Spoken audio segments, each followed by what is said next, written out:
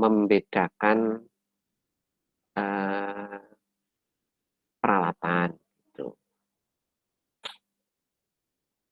Kemudian yang berikutnya, kita perlu memisahkan tempat penanganan antara bahan mentah dengan bahan jadi. Oleh karena itu, di dapur atau di industri pangan yang sudah bagus, itu antara bahan mentah dengan makanan yang sudah jadi, itu tidak akan ketemu. Jadi akan dibuatkan aliran bahan yang bagus supaya bahan mentah dengan bahan yang sudah jadi itu tidak bertemu. Bahkan kalau bisa pintunya beda. Jadi ada pintu untuk masuk bahan mentah, ada pintu untuk keluar bahan jadi atau makanan yang sudah jadi. Kemudian yang berikutnya, kita perlu menjaga makanan selalu tertutup dan menghindari penempatan makanan di lantai. Kemudian menghindari kontak yang tidak perlu dengan makanan. Jadi kalau kita tidak perlu menyentuh makanan, ya jangan disentuh. Jangan terlalu banyak menyentuh makanan. Baik itu bahannya maupun makanan yang sudah jadi.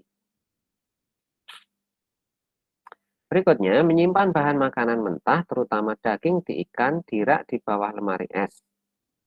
Untuk mencegah jus daging mentah atau cairan dari daging mentah itu menetes ke makanan yang siap saji. Kalau ini memang lemari esnya hanya satu. Tapi sekarang lemari es, semua lemari es saya yakin sudah dibuat supaya cairan dari ikan atau cairan dari daging itu mengalirnya tidak menetes ke bawah, tetapi mengalir di satu tampungan khusus dan tidak akan netes ke bagian bawahnya.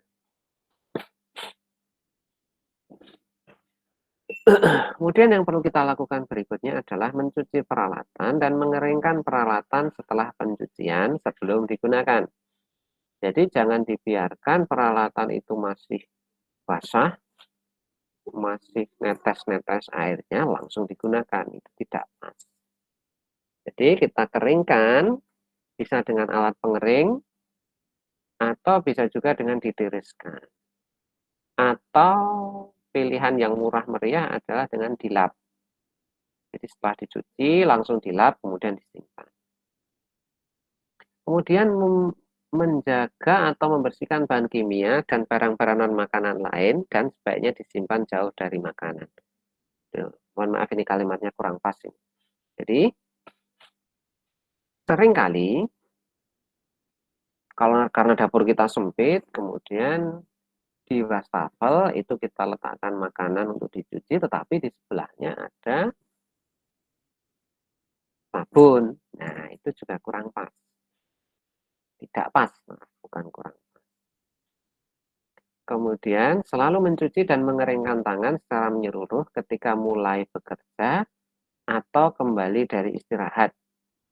Kalian keluar untuk ngobrol, kalian keluar untuk melakukan sesuatu dari dapur, kemudian masuk lagi ke dapur untuk bekerja, maka kalian perlu mencuci lagi tangan kalian dan mengeringkan lagi tangan kalian. Tuh. Makanya kalau besok kalian punya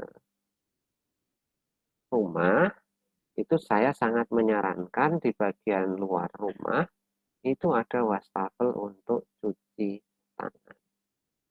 Dulu sebelum COVID-19 ini kita nggak mikir sampai sejauh itu, tapi sekarang kita baru merasakan bahwa tempat cuci tangan di luar rumah itu ternyata penting.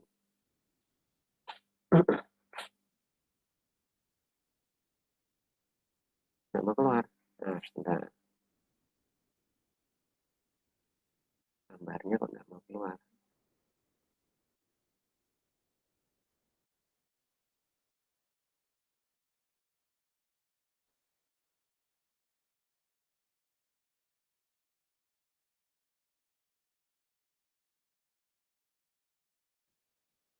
Aduh, mohon maaf ini. Sepertinya komputer saya macet. Ada yang mau tanya? Sambil saya coba nutup file ini. Silahkan kalau ada yang mau ingin ditanyakan.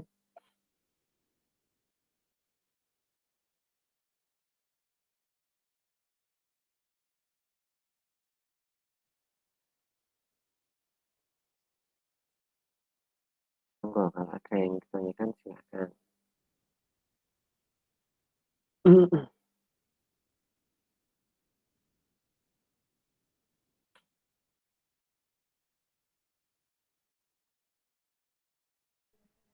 Pak, saya ingin bertanya. Ya, ya. Kan biasanya itu kan kalau di rumah itu kan talenan itu kan menggunakan talenan yang berbahan dari kayu, Pak. Ya. Nah, kalau udah lama gitu kan biasanya kan ada semacam udah jamur-jamur gitu, Pak. Ya. Berarti itu seharusnya emang udah nggak usah digunakan, Pak ya? Iya, iya, iya. Talenan terbaik, pengetahuan saya ya, talenan Iya. terbaik itu dari kaca karena gampang dibersihkan, kemudian seandainya tercemar bisa kita semprot pakai air sabun atau bisa kita semprot pakai air panas atau diuapkan pakai uap panas itu langsung bersih. Hmm. Tapi talenan dari kaca juga agak berat kan, karena penanganannya juga tidak mudah karena itu barang yang sangat mudah pecah. Itu. Tapi sekarang muncul beberapa talenan dari plastik yang diklaim itu mudah dibersihkan. Nah, kalau seperti itu ya, ya udahlah kalian pakai yang itu juga tidak apa-apa. Asal setelah selesai itu dicuci. Bahkan saran saya sebelum dipakai itu juga dicuci terlebih dahulu. Itu. Enggak Terima ada lagi. kasih. Ya, ya. Nah, talenan kayu itu kita lihat banyak digunakan oleh saudara-saudara kita yang menjadi pedagang daging. Tuh. Kan talenan mereka mesti dari kayu. Baik, yang lain silakan.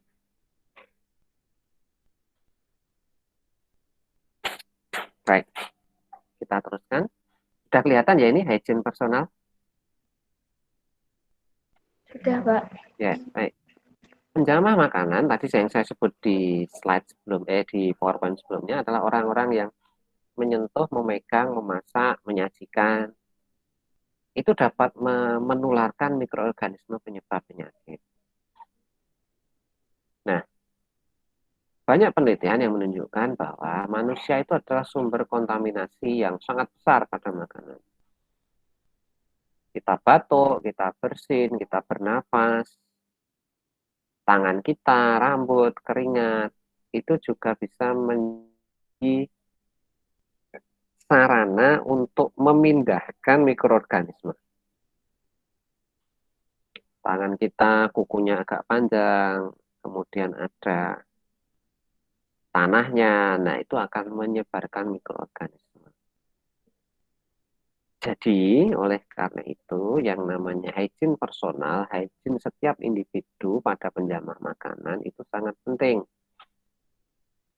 Semua orang yang mengolah makanan, entah itu di rumah, entah itu di industri, entah itu di warung, di catering, dan lain-lain, itu wajib memahami bahwa tubuhnya itu bisa menyebarkan mikroorganisme. Oleh karena itu, perlu dilakukan upaya-upaya supaya proses perpindahan mikroorganisme itu bisa dikurangi. Nah, karena itu kita perlu belajar tentang hygiene personal. Hygiene personal sendiri itu diartikan sebagai kebersihan tubuh seseorang. Jadi, siapapun yang bekerja memegang makanan itu harus kondisi tubuhnya harus benar-benar bersih. Nah, karena resikonya besar, maka setiap industri makanan itu harus memberikan pengertian, pendidikan, pelatihan kepada pekerjanya supaya mereka sadar bahwa apapun yang mereka sentuh itu bisa jadi akan mencemari makanan yang mereka jamah. Kenapa? Karena itu tadi, kita adalah sumber potensial mikroorganisme dan dan sarana perpindahan mikroorganisme. Oleh karena itu, kita sangat perlu menjaga kebersihan diri kita.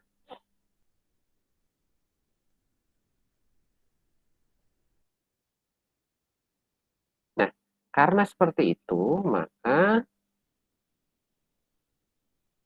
orang-orang yang sedang sakit itu mestinya tidak boleh kontak dengan makanan atau perlengkapan pengolahan atau persiapan makanan. Jadi jangan mikirnya begini, oh si A baru sakit nih. Misalnya kalian punya restoran gitu ya. Oh si A baru sakit. Berarti kita pindah dari biasanya dia misalnya masak, kita pindah ke menjadi yang menyajikan. Misalnya baru batuk pilek gitu tetap masuk, kemudian wah karena dia batuk pilek jangan masak, malah dipindah ke yang menyajikan atau dipindah ke yang mencuci piring. Nah itu juga tidak boleh sebenarnya. Jadi kalau sakit ya tidak usah masuk karena resiko memindahkan mikroorganisme atau bahan cemaran yang lain itu sangat besar. Tuh. Baik, kontaminasi pada makanan itu bisa karena respiratori atau pernafasan, misalnya batuk atau bersin. Kemudian bisa karena skin and hair, misalnya kulit kita ada luka misalnya, atau ada juga karena rontokan rambut, atau bisa juga karena ketombe. Nah, itu juga bisa mencemari. Kemudian bisa juga karena intestinal atau kotoran yang disebabkan karena feses kita. Jadi misalnya kita buang air besar, kemudian setelah buang air besar, cuci tangannya kurang bersih, nah itu akan menjadi pencemaran juga. Dan ingat, orang-orang yang kurang berhati-hati dalam 3 hal ini, bermasalah dalam ketiga hal ini. Respiratorinya bermasalah karena dia batuk atau pilek, kemudian dia kurang menjaga kebersihan kulit atau rambut, kemudian dia kurang menjaga kebersihan tangan setelah dari toilet, maka itu akan sangat mudah mencemari makanan, baik itu dari sisi persiapannya, baik itu dari sisi konsumsinya, dan ini akan menyebabkan penyakit karena makanan atau foodborne illness yang tadi sempat kita bahas pada PowerPoint sebelumnya. Nah, ini tadi sudah sempat kita. Oh ya, ini mata yang belum tadi. Mata yang belum kita bahas. Air mata juga bisa mencemari. Jadi misalnya kita mengirisi bawang, kemudian air matanya keluar, kemudian secara tidak sengaja air mata itu netes ke makanan yang kita masak, itu juga bisa mencemari. Nah, kalau kalian pernah jalan-jalan ke pabrik tahu, kita bisa lihat betapa pabrik tahu di Indonesia itu sebagian sangat besar itu masih belum memperhatikan kebersihan diri dengan baik dan benar. Tidak hanya kebersihan diri, tapi juga kebersihan lingkungannya. Mulai dari merokok, lingkungan yang kotor, gelap, kemudian alat pelindung diri yang tidak lengkap, kemudian suhu ruangan yang panas. Nah, itu semua akan bisa menjadi pendorong terjadinya kontaminasi. Tuh. Kalau kita kuliahnya offline, bisa jadi kalian akan saya minta untuk kunjungan ke pabrik tahu karena di Kartosuro sekitar kampus ini banyak sekali pabrik tahu yang bisa kita amati. Baik, kita juga di gambar-gambar ini kita juga ada beberapa pelajaran yang bisa kita lihat. Di sebelah kiri atas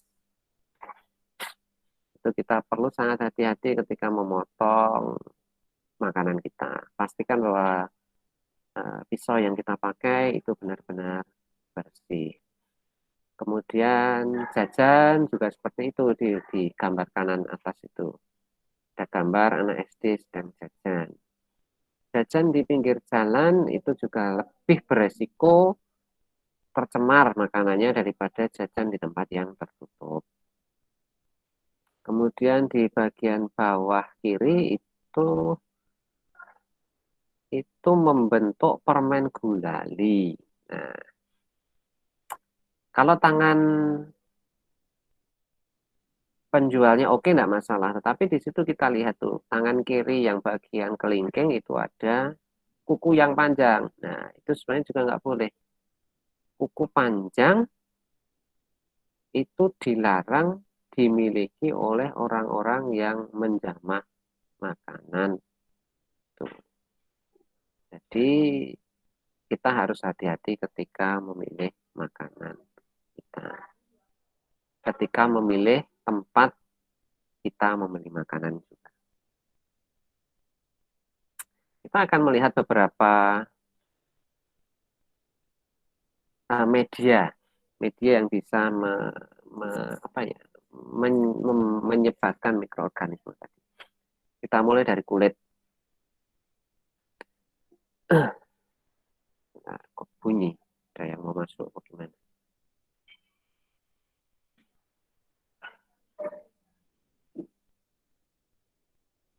Kulit merupakan sumber kontaminasi. Aduh, mohon maaf.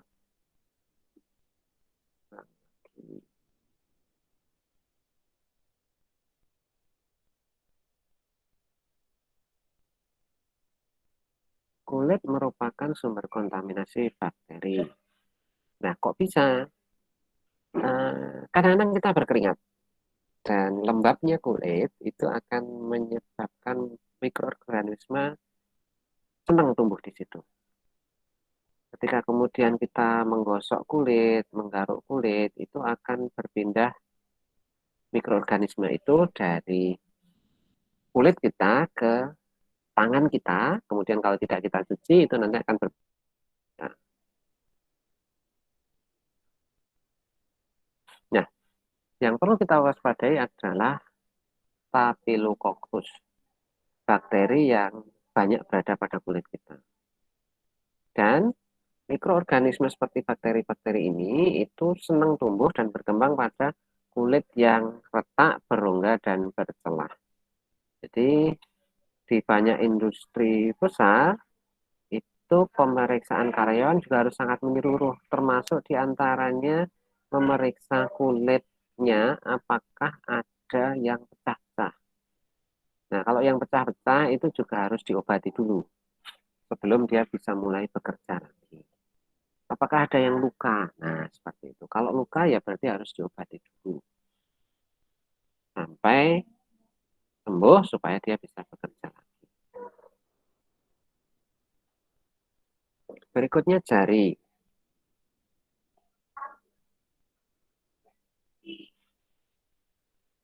Nah, jari ini perannya sangat besar karena kita menyentuh makanan dengan jari, kita naik kendaraan juga dengan naik motor misalnya juga menyentuh stang dengan jari kita menyentuh pakaian dengan jari kita. Nah, karena itulah maka ketika kita mencuci tangan itu kan anjurannya itu kita harus membersihkan sela-sela jari sampai bersih. Nah, di beberapa tempat atau di beberapa industri kita bisa melihat mereka mengurangi resiko pencemaran dari jari itu dengan menggunakan sarung tangan. Tapi sarung tangan tentu akan menyebabkan tangan kita menjadi agak panas dan berkeringat. Oleh karena itu, kalau jika kemudian sarung tangan kita terasa basah karena keringat, maka sarung tangan itu harus diganti, segera diganti. Kuku, tadi sudah sempat kita bahas juga. Kuku itu, tempat di antara kuku dan kulit jari itu sangat mudah terselip di dalamnya seperti tanah, pasir, atau bahan-bahan yang lain. Oleh karena itu, pekerja di industri makanan itu wajib untuk memelihara kebersihan kuku. Tidak hanya sekedar membersihkan kukunya, tetapi sangat disarankan untuk memotong kukunya selalu dalam keadaan pendek. Kemudian mencuci tangan. Nah, ini juga sama seperti efek mencuci tangan pada jari tadi. Ketika kita mencuci tangan pun kita juga diminta untuk membersihkan kuku kita. Salah satunya kalau di banyak video itu kan diminta untuk memutar-mutar ujung kuku kita pada permukaan tangan yang satunya. Nah, itu juga digunakan untuk membersihkan kuku kita. Mencuci tangan dengan sabun dan air dapat menghilangkan bakteri sementara yang nempel di tangan, dan penggunaan sanitizer dapat mengendalikan bakteri yang tinggal di kuku. Berikutnya rambut. Nah, kalau di industri pangan yang cukup besar atau di restoran-restoran yang sudah menerapkan hygiene yang baik, kita diwajibkan untuk menggunakan penutup rambut. Kalau kalian pakai jilbab itu sudah cukup. Tapi kalau yang laki-laki itu diwajibkan menggunakan penutup rambut seperti yang di foto itu. Mata. Nah, ini. Mata juga bisa menjadi tempat perkembangbiakan mikroorganisme termasuk bulu mata. Jadi kalau bulu matanya rontok itu juga bisa mencemari. Kalau kemudian tangan kita mengucek-ucek mata, juga tangan kita akan tercemar. Jadi hati-hati juga. Karena itu banyak juga industri yang menerapkan kewajiban menggunakan kacamata pelindung ketika sedang bekerja. Mulut. Nah, ini batuk, bersin itu sangat berpotensi memindahkan mikroorganisme. Karena itu, menyikat gigi itu cara yang sangat baik digunakan untuk membersihkan mulut. Selain ketika kita batuk atau bersin karena flu, ya berarti kita harus berobat ke dokter. Kemudian organ pernafasan. Bakteri yang ada di hidung itu jumlahnya lebih sedikit daripada yang ada di mulut. Kemudian organ pernafasan kita itu memang bisa menyaring banyak mikroorganisme, tetapi tidak semua mikroorganisme bisa kita saring. Nah, untuk menghindari cemaran dari hidung dan mulut, itu biasanya banyak industri yang menerapkan kewajiban menggunakan masker pada karyawannya. Perhiasan. Perhiasan itu sebenarnya kayak kuku nih. Ada celah-celah yang bisa ditempati oleh kotoran. Perhiasan juga mungkin akan jatuh pada makanan. Oleh karena itu, sebaiknya kalau kalian mengolah makanan di rumah itu jangan menggunakan perhiasan. Kalau kalian bekerja di industri, itu hampir semua industri melarang penggunaan perhiasan. Baik itu cincin, gelang, kalung, itu dilarang dipakai. Di beberapa tempat jam tangan juga nggak boleh dipakai. Karena bisa jadi akan celah-celah yang ada pada jam tangan itu akan menumpuk sisa-sisa keringat kita. Dan itu bisa jadi mengotori produk yang kita buat juga.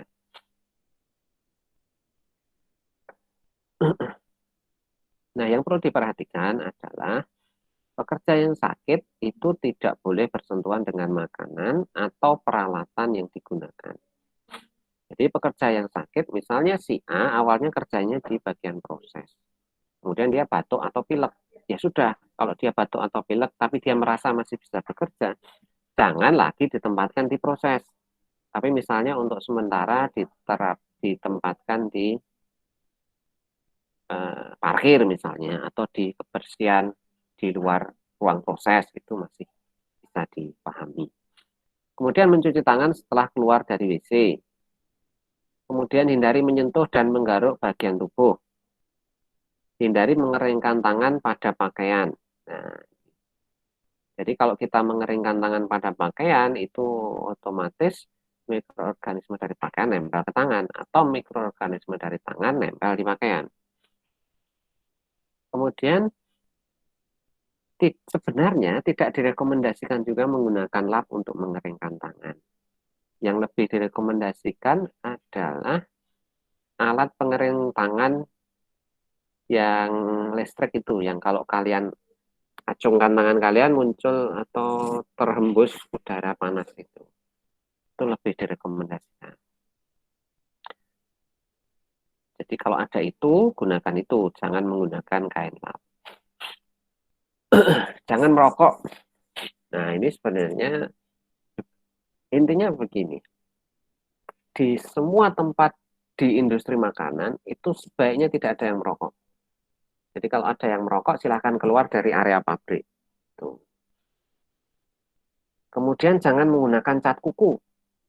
Kemudian potonglah kuku secara rutin.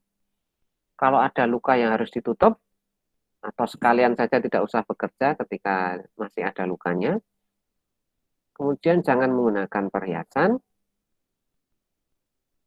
Hindari menjilat jari tangan saat sedang menangani makanan. Jadi kalau sedang masak, hindari menjilat jari tangan. Jangan dipertentangkan dengan hadis yang menyebut kalau Rasulullah setelah selesai makan menjilati jari. Itu kasusnya adalah setelah selesai makan. Kalau ini adalah saat menangani makanan. Berikutnya, jangan meniup ke dalam wadah penyimpanan dan pengemasan makanan. Nah, ini kan juga ada hadisnya juga. Kita dilarang meniup. Kalau kita minum air panas, minum air yang masih panas, itu tidak boleh ditiup. Jadi dingin baru kita minum. Kemudian selalu mencuci tangan setelah menyentuh benda yang tidak bersih. Apapun itu, termasuk saklar lampu misalnya, handle pintu misalnya. Oleh karena itu, lebih disarankan memang di industri makanan itu yang namanya pintu adalah pintu yang bisa membuka dan menutup sendiri. Kayak yang di supermarket atau mal-mal itu, atau di hotel besar itu. Supaya karyawan tidak menyentuh pintu sebelum mulai bekerja. Baik, ini saya yakin dulu di SMP atau SMA pernah diajarin 7 langkah mencuci tangan. Jadi telapak tangan digosok, kemudian membersihkan sela-sela jari, membersihkan punggung tangan, membersihkan pangkal jempol atau pangkal jari, membersihkan belakang jari, kuku, pergelangan tangan, kemudian dibilas dan dikeringkan. Kemudian ini ada tips dari Environment Indonesia, 7 tips personal hygiene. Ini yang harus dilakukan oleh semua karyawan atau pekerja yang bekerja di industri makanan. Satu, menyikat gigi, ya minimal 2 kali sehari. Menjaga kebersihan rambut. Kemudian mandi itu wajib 2 kali sehari, cuci tangan dengan sabun yang baik dan benar. Bersihkan kuku termasuk memotong kukunya, kemudian mencuci kaki, kemudian gunakan pakaian yang bersih saat bekerja. Itu 7 tips personal hygiene. Baik, sampai di sini ada yang ditanyakan, silakan.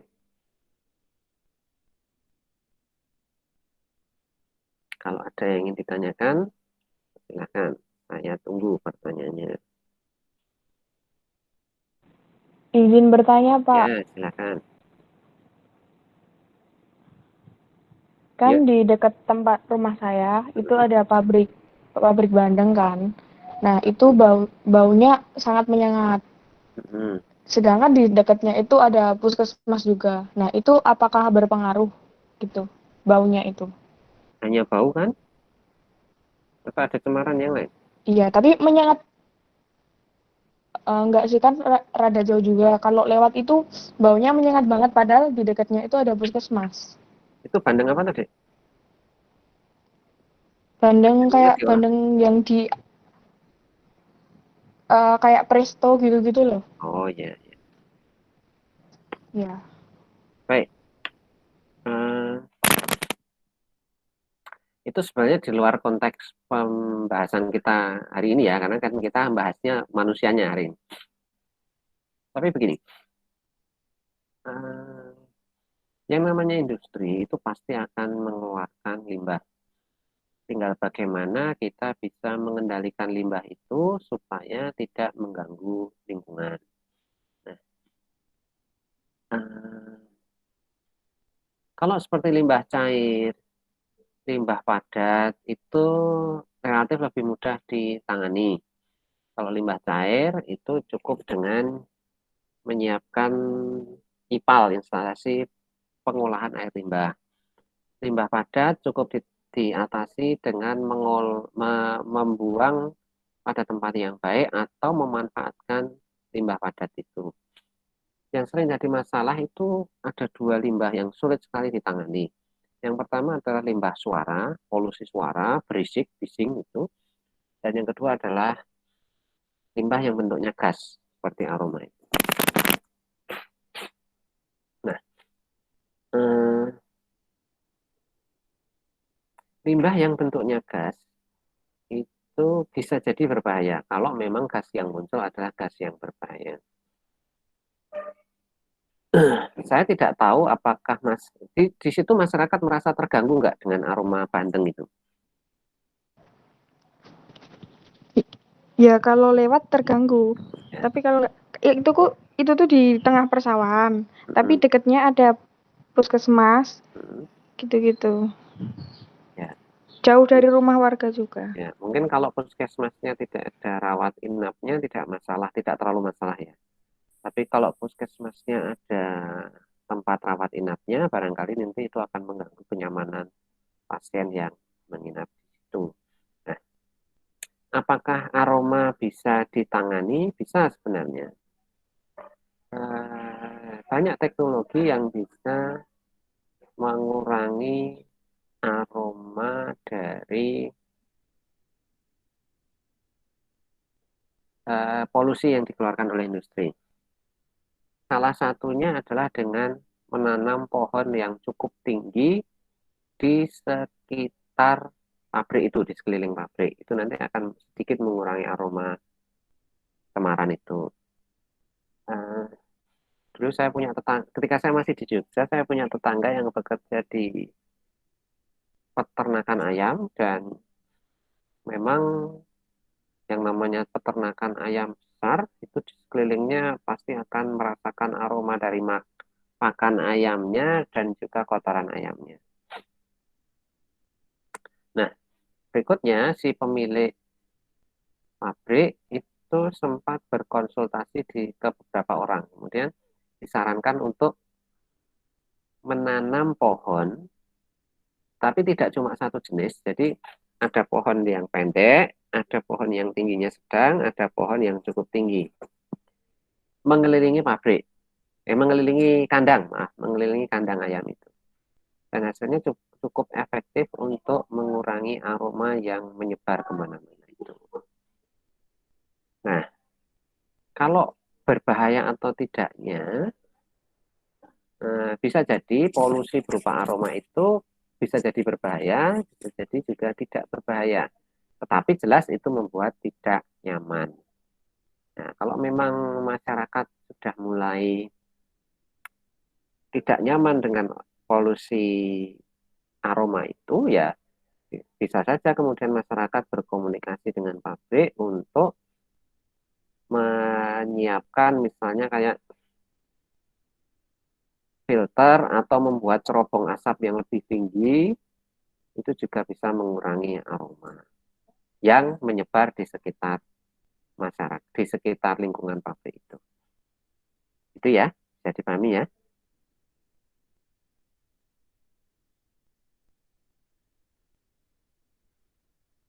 Baik, yang lain silakan kalau ada yang mau tanya.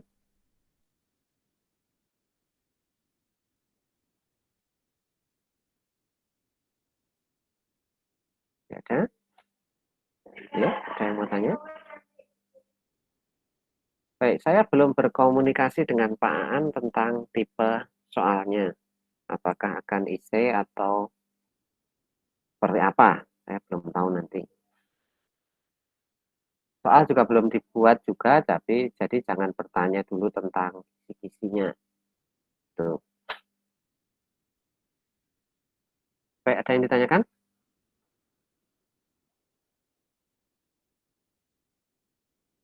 ada? Baik, dari apa yang kita pelajari hari ini, insya Allah Anda sudah banyak belajar tentang betapa pentingnya menjaga kebersihan. Terutama untuk sementara ini, bagi orang-orang yang memegang, menyentuh, menyiapkan makanan. Mengapa? Karena kotoran sedikit saja itu nanti akan bisa berakibat fatal bagi konsumen makanan yang mereka produksi. Jadi setelah ini sangat diharapkan bagi kalian, entah nanti kalian bekerja di rumah atau besok ketika sudah masuk ke lab, kalian bekerja di lab, kalian memiliki kewajiban untuk menjaga kebersihan diri kalian. Kalian memiliki kewajiban untuk memastikan bahwa alat yang kalian pakai juga benar-benar bersih. Tidak usah khawatir. Di lab air tersedia. Sabun untuk cuci tangan ada. Sabun untuk mencuci alat banyak. Jadi insya Allah kebutuhan untuk membersihkan alat tangan kalian itu ada. Jadi manfaatkanlah untuk setidaknya belajar menjamin produk yang kalian olah itu benar-benar bersih dan aman. Gitu. Nah, kita masih punya satu PowerPoint lagi yang akan dibahas. Tapi kayaknya kalian sudah bosan. Ya enggak? Sudah bosan belum? Nah, oleh karena itu saya tawarkan kalian kira-kira longgar hari apa, nanti kita ketemu lagi untuk bahas materi terakhir. Tuh, materi tentang penanganannya, penanganan makanan. Dari menerima, menyimpan, mengolah yang baik itu seperti apa. Tuh. Nanti akan saya komunikasikan ke PJ ya mungkin ya. Jadi kita tidak usah ngoyo hari ini selesai lah, karena saya yakin kalian juga cukup lelah itu 2 jam belajar bersama saya. Baik, nanti saya akan komunikasi dengan PJ untuk mencoba menentukan kira-kira hari apa yang longgar. Kita bisa ketemu lagi untuk membahas materi terakhir tentang persiapan sampai pengolahan makanan. Itu ya. Baik, kita tutup kuliah kita. Alhamdulillah kita sudah selesai 2 materi. Kita tutup kuliah kita. Terima kasih atas perhatiannya, pertanyaannya. Mohon maaf kalau ada yang masih belum jelas. Ada beberapa yang masih salah tadi. Nanti insya Allah akan saya komunikasikan dengan Pak Aan supaya file yang ada di Open Learning itu juga diperbaiki. Mari kita tutup dengan hamdalah bersama-sama. Alhamdulillah. Alhamdulillahirobbilalamin. Terima kasih Pak. Alhamdulillahirobbilalamin. Terima kasih Pak. Ya, semoga yang kita pelajari ini bermanfaat. Nanti kalau kalian ditanyai adik kalian misalnya tentang bagaimana nih harus menjaga kebersihan proses kebersihan orang yang sedang masak, orang yang akan masak, ya kalian sudah bisa menjawab. Kalian nanti bisa membetulkan ketika keluarga kalian melakukan kesalahan. Misalnya, mau masak daging kok nggak cuci tangan, pulang dari belanja kok langsung masak, nggak cuci tangan dulu. Nah, silahkan diingatkan, tentu dengan kata-kata dan bahasa yang baik. Saya mohon maaf, terima kasih sekali lagi. Kapan-kapan kita bisa ketemu lagi. Tetap semangat meskipun kalian saya belum pernah lihat kampus UMS. Sudah. Ya, mudah-mudahan ada yang semua sudah pernah lihat. Saya punya keponakan itu kuliah di salah satu perguruan tinggi di Solo juga, itu orang Jogja, kuliahnya di Solo. Sampai saat ini dia baru sekali melihat kampusnya. Jadi dia ketika daftar dia tidak tahu kampusnya kayak gimana. pokoknya daftar, kemudian nggak pernah melihat kampusnya kayak gimana. Dia baru melihat kampusnya sekali tok ketika mengurus salah satu administrasi untuk pengajuan penundaan pembayaran SPP. Dan setelah itu dia balik lagi ke Jogja, dia belum melihat lagi kampusnya. Jadi dia hanya sekali itu lihat kampusnya. Mudah-mudahan untuk kalian yang belum pernah lihat kampus UMS bisa segera lihat kampus UMS ya. Bisa ketemu dengan dosen-dosennya. Saya yakin tidak sekolah kok ngadep laptop, sekolah kok ngadep HP itu tidak nyaman, tidak nikmat. Baik, itu dulu ya. Terima kasih. Assalamualaikum warahmatullahi wabarakatuh. Waalaikumsalam warahmatullahi wabarakatuh. Waalaikumsalam warahmatullahi wabarakatuh. Waalaikumsalam.